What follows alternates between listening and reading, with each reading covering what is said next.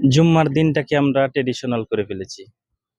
অর্থাৎ আমরা জুম্মার দিন আসলে উইশ করি, আমরা জুম্মা মোবারক জানাই।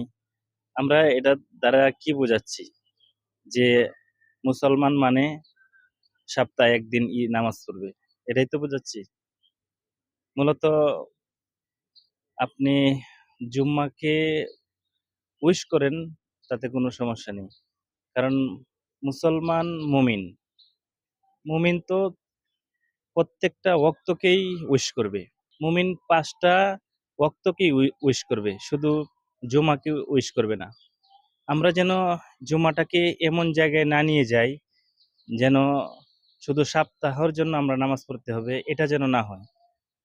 মনে রাখবেন আমাদের প্রত্যেকটা ওয়াক্তই আমাদের জন্য উইশের সময়। প্রত্যেকটা ওয়াক্ত আমাদের জন্য সেলিব্রেশন। প্রত্যেকটা ওয়াক্তই আমাদের জন্য উৎসব। সুতরাং আমরা এটাকে শুধু একটা সপ্তাহের বিদ্যা সীমাবদ্ধ করব না। আমরা যেন অন্য ধর্মাবলম্বীদের কাছে এটা না প্রকাশ করি যে আমরা শুধু সপ্তাহে ১ দিন নামাজ পড়ি। কারণ আল্লাহ তাআলা আমাদের জন্য নামাজ প্রতিদিন ৫ বার ফরজ করেছেন। আর আমাদের জন্য ৫ বারই এটা আমাদের জন্য উৎসব।